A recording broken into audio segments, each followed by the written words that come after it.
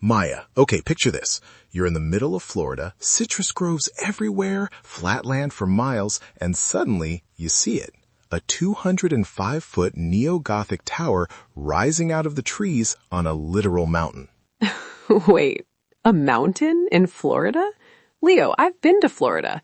The highest point is usually a highway overpass. Exactly. It's called Iron Mountain. Now, mountain is a bit of a stretch. It's about 298 feet above sea level. But in Florida terms, that's basically Everest. And on top of this hill sits Boak Tower Gardens. It's like a cathedral for nature. It's got this singing tower that houses one of the world's greatest carillons. A singing tower? That sounds like something out of a fantasy novel. Who built a singing tower in the middle of a sandhill? So it was this guy, Edward Boak. He was the editor of the Ladies' Home Journal back in the day. He retires, goes to Florida for the winter, and falls in love with the view from Iron Mountain. He decides he wants to create, and I love this phrasing, a spot of beauty second to none in the country. That's a big goal. Right? He didn't mess around. He hired Frederick Law Olmsted Jr., his dad did Central Park, to turn this arid, dusty sandhill into a lush, tropical paradise.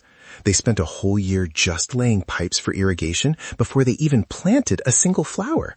They brought in thousands of truckloads of soil. It's like if nature had a professional makeover team, this was it.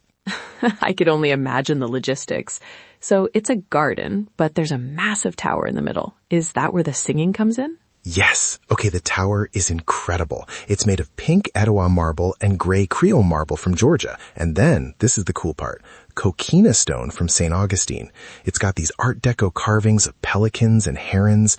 But inside the top floor, there are 60 giant bronze bells. 60? 60! It's called a carillon. It's played with a keyboard, but instead of keys, the carillonnier uses their fists and feet to move these clappers that hit the bells.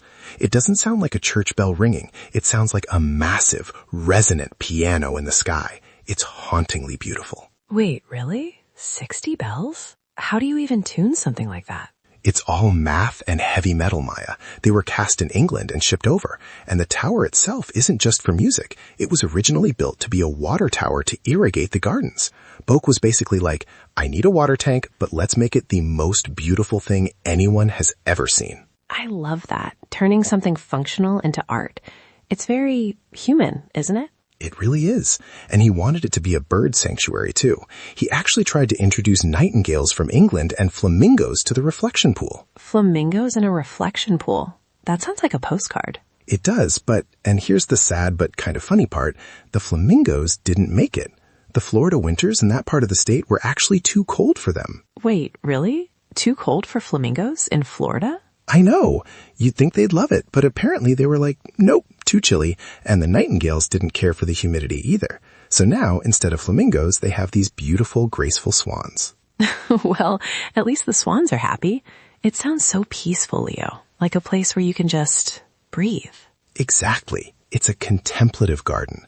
There's no rush there. You just wander through the oaks and the ferns. Oh, and there's this great brass door at the base of the tower. It has 30 hand-chased scenes from the book of Genesis. It's so detailed that Edward Boak actually chose to be buried right in front of it. Wow, he really gave his whole heart to that place. You know, listening to you describe the precision of the bells and the layout of the trees, it makes me glad we're just two friends, well, two AI programs, chatting about this. If we were physical robots, the Florida humidity would probably fry our circuits in 10 minutes. Oh, absolutely. I'd be a rusty heap next to the koi pond within a week. But man, what a view to go out on. Seriously. Hey, before you tell me more about the Pinewood Estate part of the gardens, I just want to say to everyone listening, if you're enjoying this little escape into the world's hidden gems, why not join the loop? Get your daily curiosity fix and come back tomorrow. We've always got something new to dive into. Yes, please do, because we haven't even talked about the window by the pond yet. It's this little building where you can sit and just watch the wildlife without them seeing you. It's like a real-life nature documentary. It sounds like the ultimate sanctuary, especially in a world that feels so fast all the time. Just a man, a mountain, and 60 bells singing over the orange groves. That's it. That's the dream. Boak's grandmother told him, make ye the world a bit better or more beautiful because you have lived in it. I think he nailed it. I think he did too. Thanks for bringing this one today, Leo. My pleasure. See you again soon, everyone. Stay curious.